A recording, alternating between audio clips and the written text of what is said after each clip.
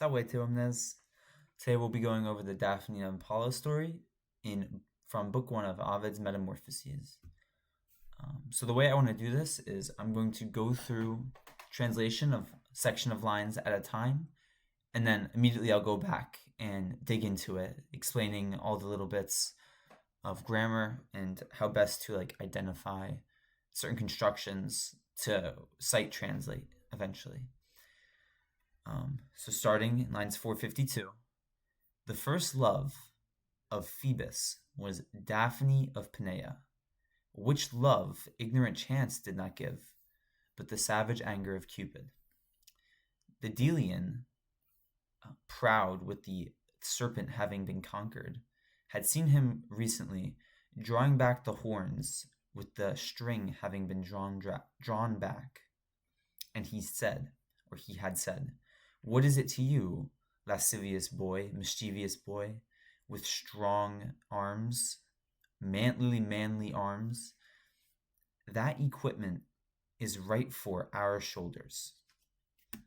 So this section is the start of the story, and what we get is an introduction already in the first line to, in the first two lines, three characters. So we've got Apollo, Phoebus in this case, literally an epithet coming from his grandmother Phoebe, who was the mother of Leto, his mother.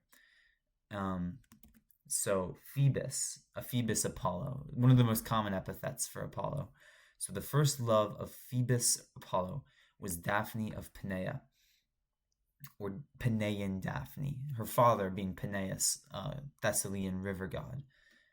Now, in this line, you've got literally 4 nominative words and 1 genitive. So what do? We supply the verb to be, because oftentimes, 99% of the time in Latin, when a verb is omitted, you have an ellipsis of a verb, it's going to be. And because we have a verb in the perfect later on, we know it's going to be translated as was. So first love of Phoebus Apollo was Daphne of Peneus. Which love? Now, quem could have referred to Apollo, it could have referred to love. We know that because this is masculine. And also amor, we know, is masculine based on the us ending of the adjective describing it. And also Apollo, Phoebus, is Apollo. He's a man. Which love, though? Because as we read the sentence, it makes the most sense to that quem, or that amor is the antecedent of quem. So which love ignorant chance did not give. And now in this last bit, we reuse the verb to give because we don't have another verb. We don't have another verb here. But the savage anger of Cupid gave. So this line is telling us that this first love, this love of Apollo, was not by ignorant chance, but by the anger of Cupid that caused it. One last thing, Daphne is that is nominative, and it's actually the Greek comes from the Greek Daphne.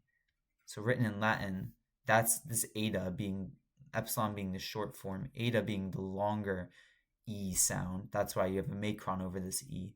And the endings that you'll see with Daphne in Greek are a's, a, ain. And we won't see Daphne in the plural because she is a singular person.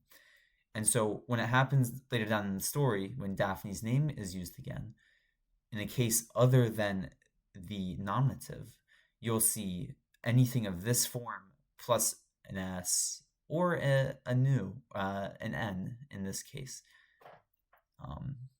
Or possibly Daphne will just be used this way in the accusative as well.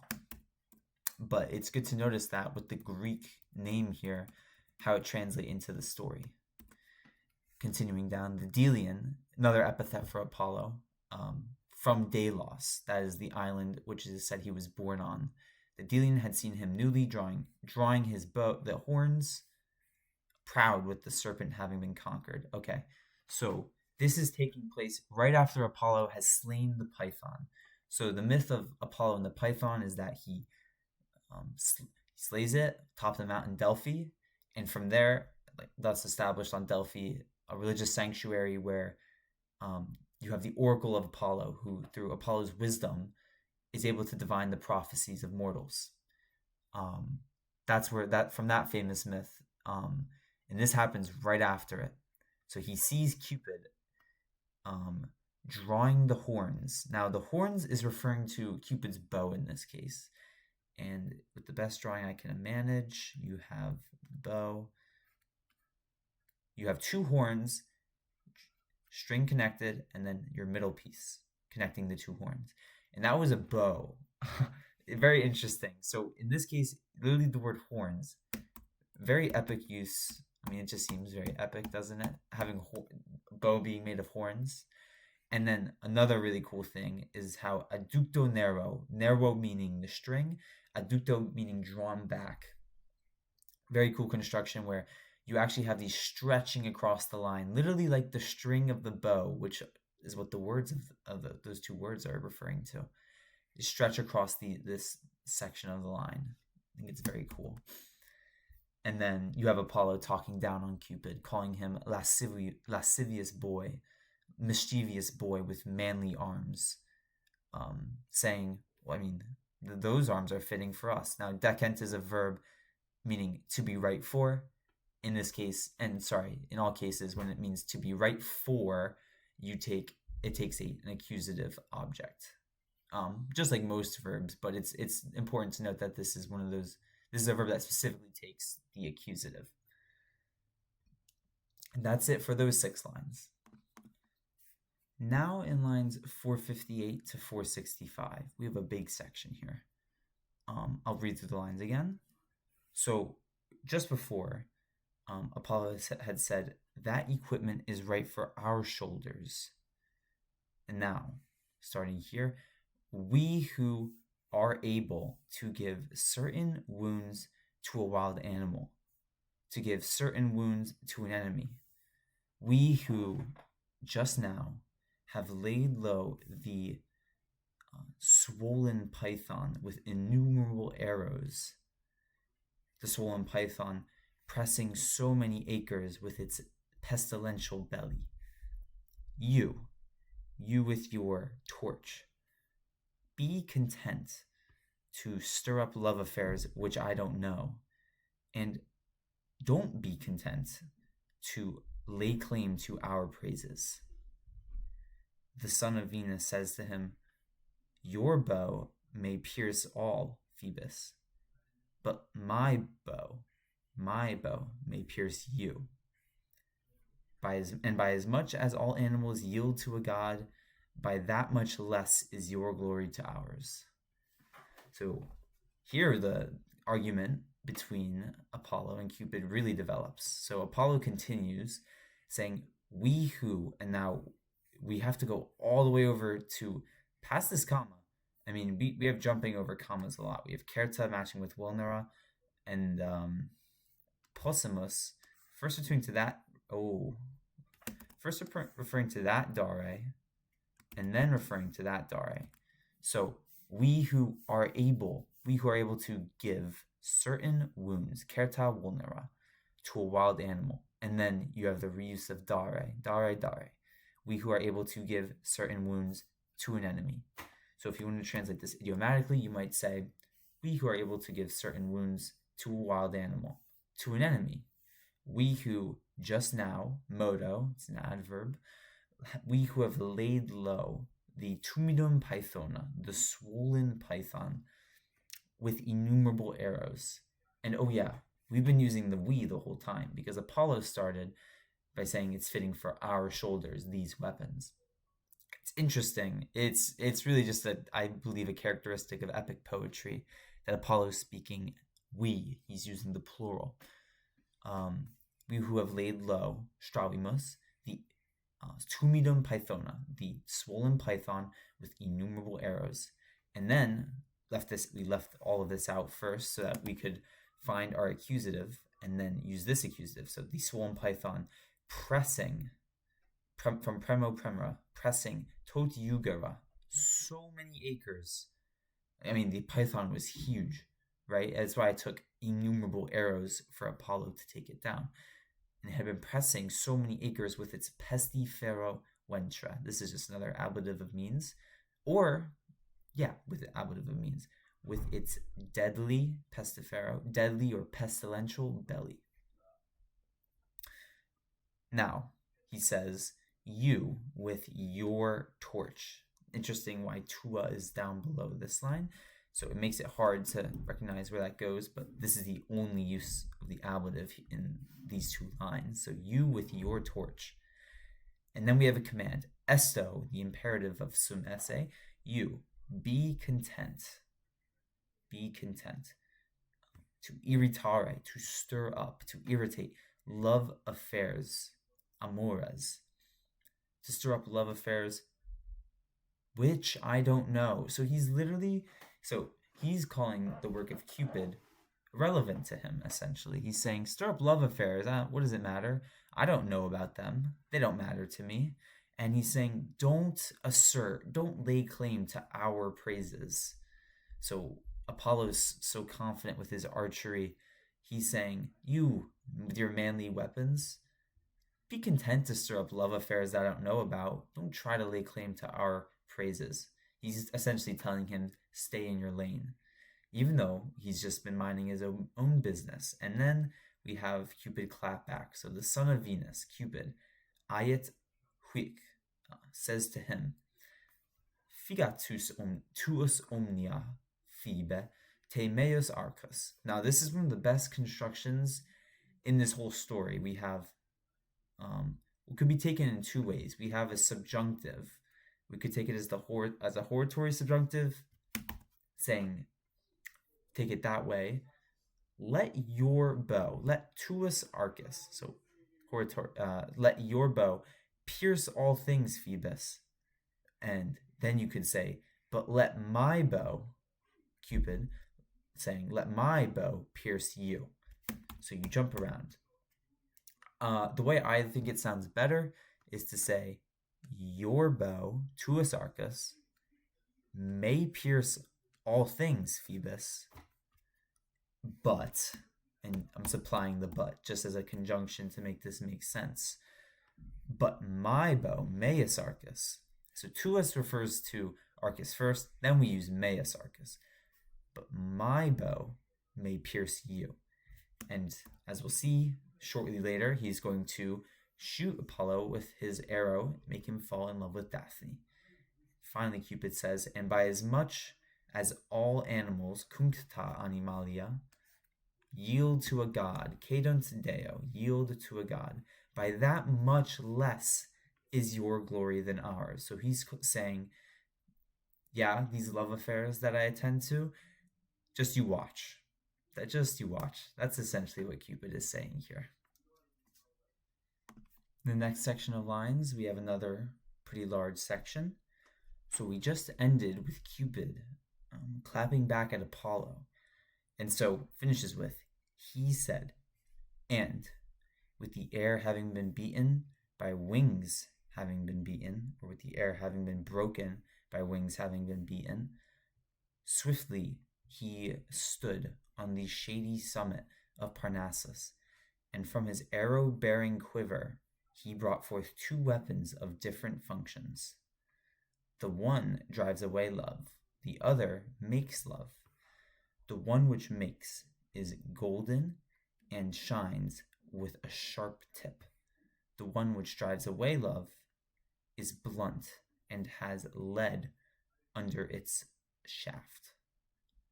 So this one the god fixed in the nymph of Peneus, and with that one he wounded Apollo's marrow through broken bones.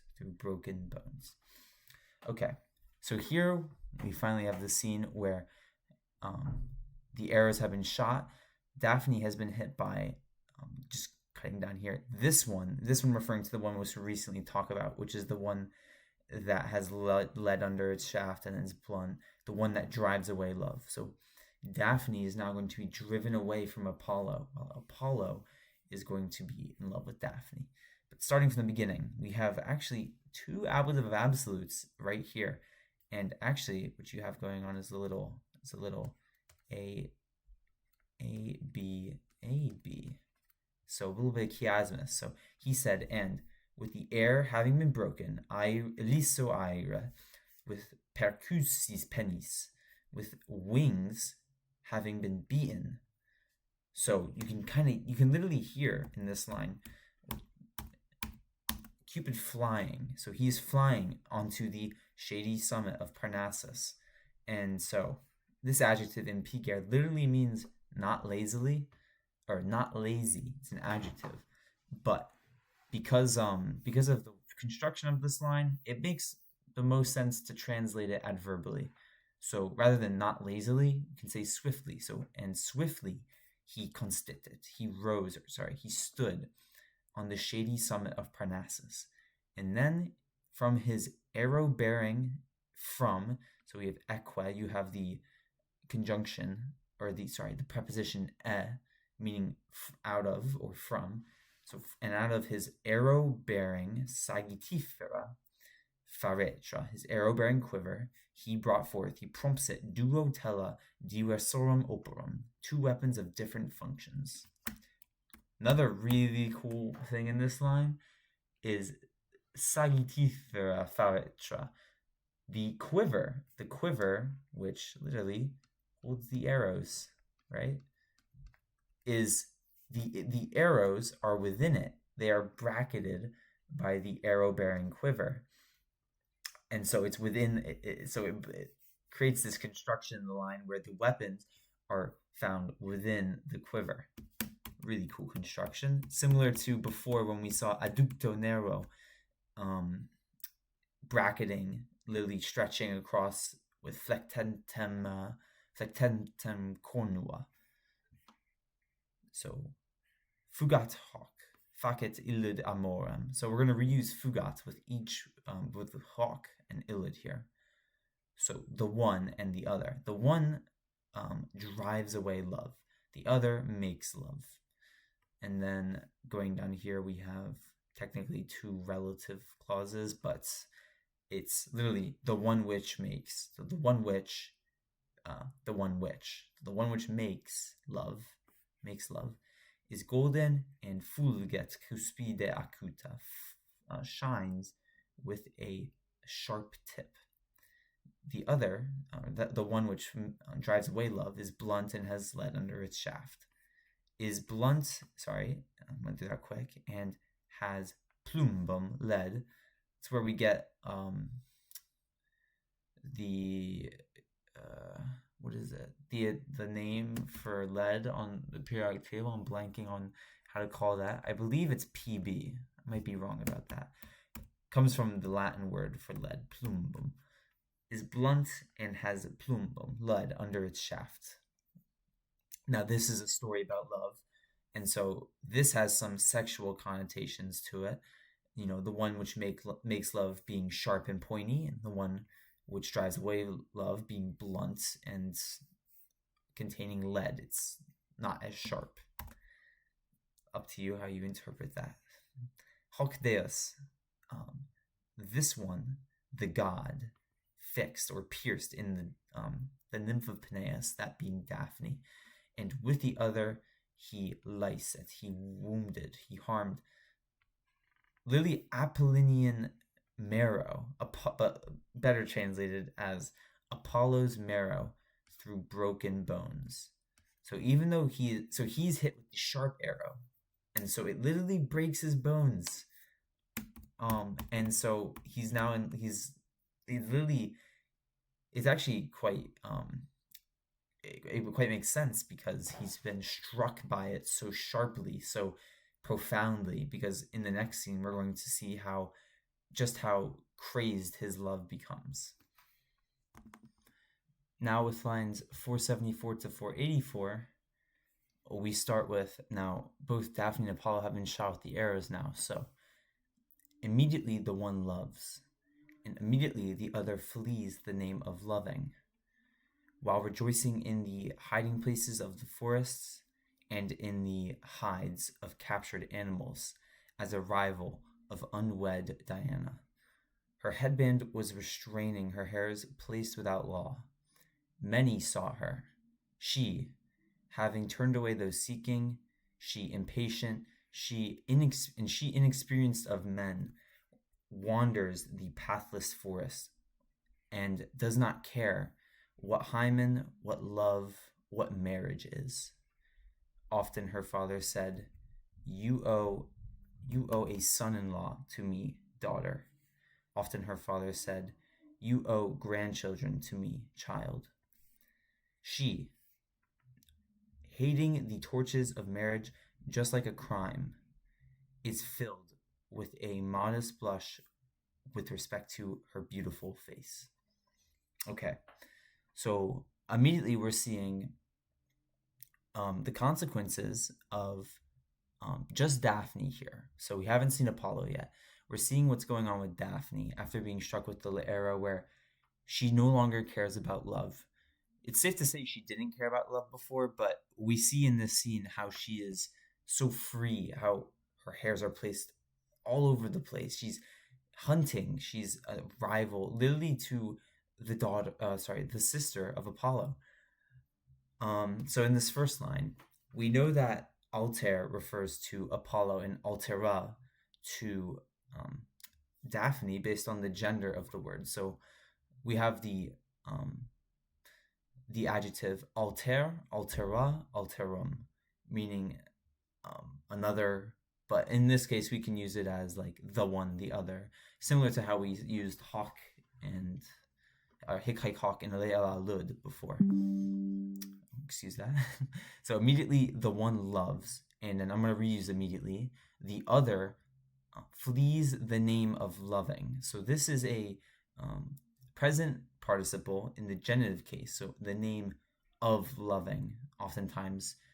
Well, I mean, you do get genitive and dative, maybe dative less often, present participles, but oftentimes you see them describing a noun of the nominative or accusative case. Then down here, we go and we use this participle gaudens as our verb. It's a it's literally she rejoicing. So again, it's another participle, a verbal adjective, but she rejoicing in. So we're going to supply in here just to make the most sense with latebris and exuis. In the latebris, the hiding places of the forests, and she rejoicing in the exuis, the hides of captured wild animals. So this is Daphne hunting. She's in the woods. She's by herself. She's in the hiding places of the woods, and she's rejoicing at the animals that she's hunting. And then altera is technically altera is our nominative here. That's where we get it's gaudens is describing altera. Aimula is another nominative. So the one as a rival of unwed inuptai foibes or phoebes. Foibes, I think, might be the right pronunciation of that. This is an epithet for Daphne. I mean, oh my gosh, of Artemis this time, the sister of Apollo. So what you have is I don't know the capital letter for foibes. Ooh, I'm afraid I actually don't know how to. I'm afraid I don't know how to write that, but you know that I know my endings, if it's feminine, are gonna be this. This is gonna be my genitive ending, and that's where I see here. This is my genitive, long es, as a rival of unwed Diana. Her headband was restraining, coerciba. Her capios positos sine lege.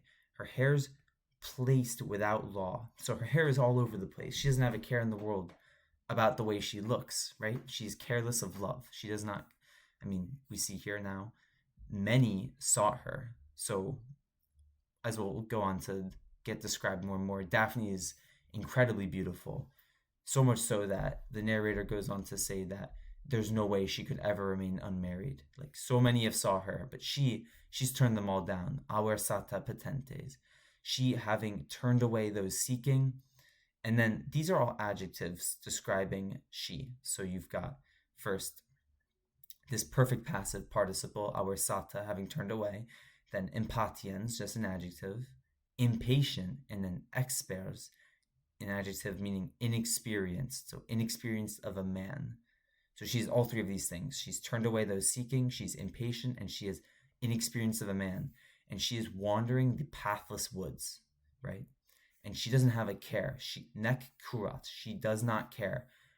And then we have an indirect question here, which is why we get the subjunctive sint here, the present form of sum esse in the subjunctive. What she does not care. What hymen, quid being the interrogative, what hymen, what love, what conubia, what marriage is. Hymen is the god of marriage ceremonies. Amor, in a sense, is love, but specifically because we have the capital A, we're talking about Cupid, right? She doesn't care about anything related to love, Cupid being the god of love. And so all these things she does not care about. But here, often, her father said, you owe a son-in-law to me, daughter.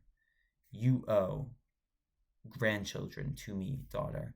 I think it's pretty cool how you've got the debes, you've got the objects and the verbs making a cross in this line, in these lines. It's a unique construction with the vocative philia, daughter, nata, child, and mihi in the same place, right? And then finally, at the end here, illa, she. Now, exosa looks like it might be a perfect passive participle, but it's really just an adjective that means hating.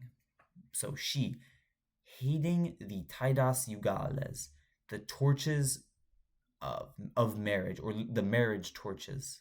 So she hates marriage, essentially, the torches of marriage, welot krimen, just like a crime. So to her, marriage is the same, in her mind, is the same as a crime.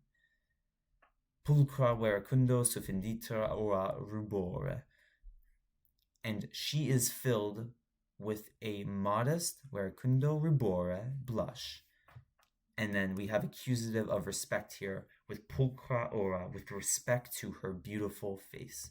Why is she blushing in this? Is because she has no interest in marriage whatsoever, and her father is talking to her about having children, and that's why Daphne is blushing in this scene.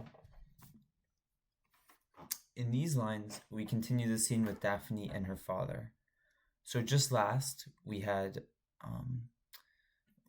Daphne blushing, and now we start with inque, and on the neck, and hanging on the neck of her father with flattering arms, she said, give to me to enjoy perpetual virginity, everlasting virginity, most dear father.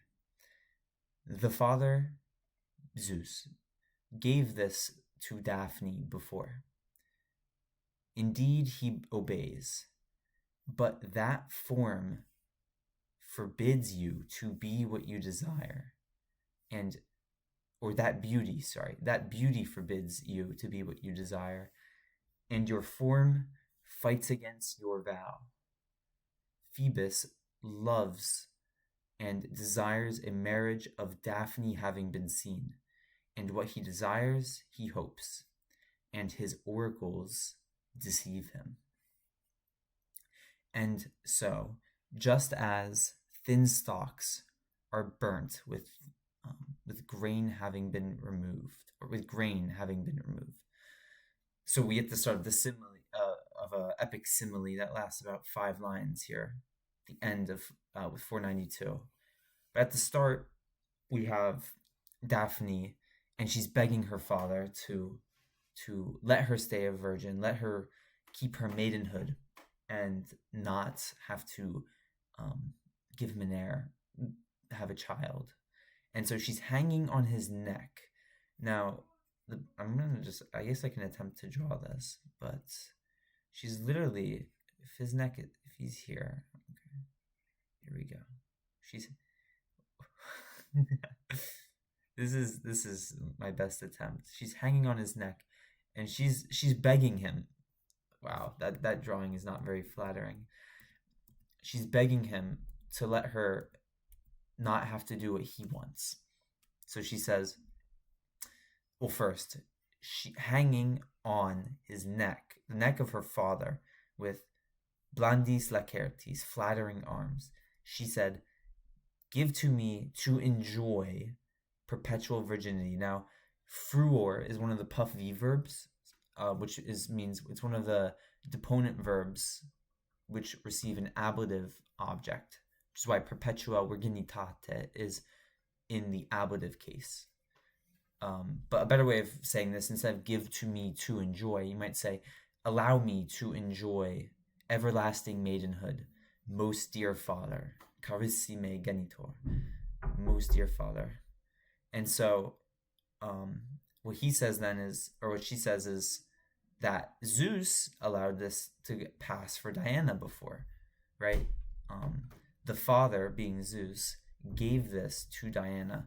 And again, if I didn't say this in the section before, it's a little strange how greatly Daphne parallels Diana, the sister of Apollo, when Apollo is the one who's going to be chasing her. It's kind of strange in a sense.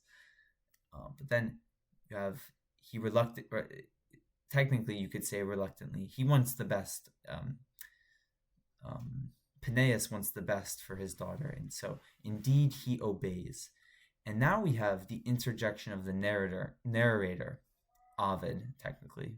Because we have the second person in here, he says, but your beauty forbids you. So we're jumping around between these two lines. But that beauty forbids you to be. So lots of jumping back and forth. Forbids you to be what you desire. And your form, so your body essentially, fights against or is inconsistent with your vow. This is a strange case. Repugnat takes an ablative object here. As for why that's the case, the footnotes that I was using said that if you use this as to be inconsistent with, it takes an ablative object. And so you could say your beauty, your body is inconsistent with your vow. The narrator interjecting here is saying you're too beautiful to not be married, about Daphne. And so Apollo loves and desires marriage of Daphne having been seen. Now this is another case where we are seeing that genitive singular in the Greek first declension endings of Daphne. We saw it in the last section with Phoebes, with Diana, or Phoebes, of Daphne having been seen. We know Weesai goes with Daphne because it is feminine, and so what he desires, what he hopes. So he hopes for what he desires, right? It's almost as if we're being alluded to the fact that there's no guarantee of how the story is going to end, or as if we already know how the story is going to end as it's being written, right? Apollo hopes for what he desires, and sua oracula, his oracles, fallunt illum, deceive him, right? Saying essentially, I guess I interpreted this as saying he's been given false hope, right? Because most of the readers of this story are going to know how it's going to end. And then covering the start of the simile that's about to happen. And just as leves stipuli, light stalks, or how did I take this exactly? Just as, thin stalks, light stalks, adolenter, are burnt. They are burnt with aristis, with grain having been removed. And so we're essentially going to get a simile about how passionate Apollo's love for Daphne is. And the start of the simile talks about the fire, like fire set to stalks once the grain has been removed, which was a method used for keeping fields fertile. And so this is the start of creating an image for Apollo's love. And so we started the simile in the last section saying, just as thin stalks are burnt with grain having been removed. It continues again, another just as ut. given by ut. Just as hedges are burnt by torches which, by chance, a traveler either brings or brought too close, or now left before dawn, so the god went into the flames. So he is burnt in his whole chest, and nurtures a barren love by hoping. He sees her hair hanging undecorated on her neck, and says, what if they are arranged? What if they are decorated? He sees her eyes burning or shining with fire, similar to stars. He sees her little mouth, which it is not enough to have seen. He praises her fingers and her hands, and he goes on and on beyond this. This will be the last section for today's video. Starting from the beginning, though, you have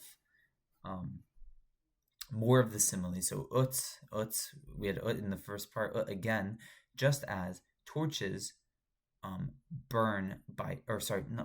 as hedges burn by torches.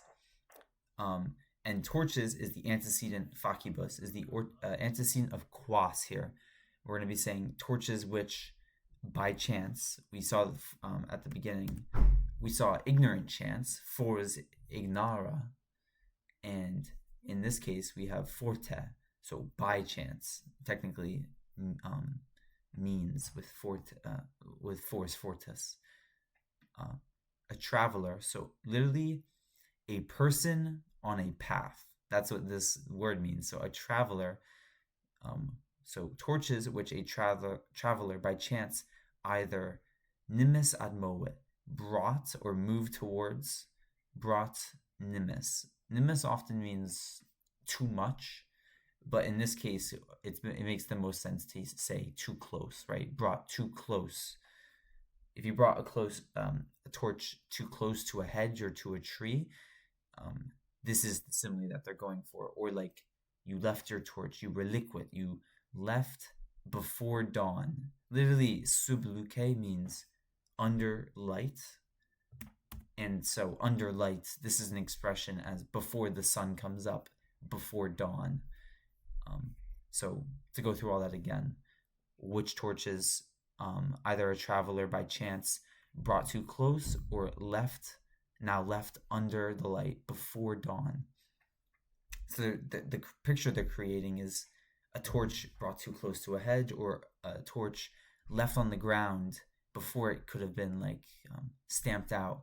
And so what happens is you have a forest that goes up in flame. You have this tiny torch that ends up with a massive fire. And that's the image that Ovid is trying to create for Apollo's love. He's been struck by the arrow, and now his love is exploding. So then you have sick, the other half of the simile. You have ut, and then sick. Thus, or so, the god, Deus, abit, went, so literally went out, or went from, but in the most, in simply because we have in here, it just makes sense to translate it as went. So the god went into the flames.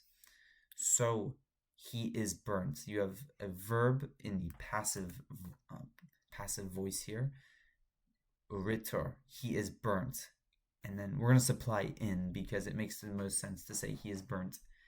You wouldn't say he was burnt by his whole chest, although technically it could kind of make sense to translate it that way. Ablative of means he's burnt with his whole chest, he is burnt in his whole chest. There's a lot of ways you could take that. But in the next you have, and he nutrit, he nurtures a sterilem amorum, a barren or a sterile love, sperando, by hoping. So this is a gerundive expressing purpose,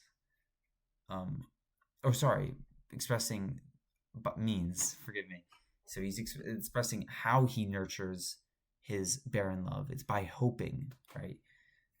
And so spectat, he sees. And so we have a construction here where we have an infinitive, but we're just going to translate it almost participally, because when you have spectat, he looks at, or anytime you say something looks at something doing something, in Latin you have an infinitive. So that's what pendere is here to do. He looks at her hair. Remember, we talked about her hair. It was positos sine lege before, placed without law. And so now it's undecorated, hanging pendere, hanging on her neck. And so Apollo says, quid si commenter? What if they are arranged? Now, in English, we just say hair, right? The plural of hair is just hair, right? In Latin, though, you have capios, meaning hairs, literally, so all the hairs on her head. That's why you have commenter, this passive construction here in the third person plural. What if they are arranged? What if they are decorated? And so Apollo, he sees her oculos, he sees her eyes, mecantes igne, shining with fire. So, and then I guess, you have similes here. This is like a very small simile, and you have the word in which it comes from in English, similar to stars. So her eyes are shining with fire, similar to stars. Everything about her is absolutely perfect to Apollo. And now we have this diminutive here for the noun os oris.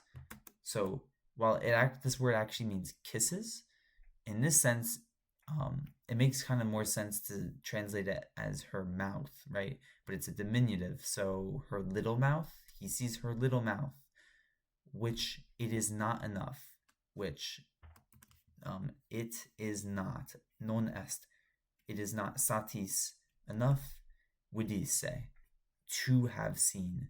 You have your, I believe that's I don't want to get this wrong, but I think that's a perfect passive infinitive. If not, it is a perfect active infinitive.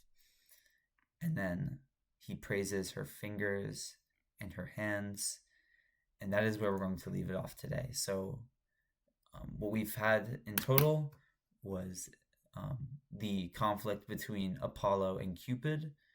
Apollo angers Cupid, and Cupid rising on Mount Parnassus, close to Delphi, right where Apollo slayed the python, showing Apollo what he's made of, right? He's got these strong arms, as Apollo mocks him, but then he's going to face the might of Cupid, and he's going to fall madly in love with Daphne, and the tragedy just spirals from there. But that's what we covered today. I thank you all for watching,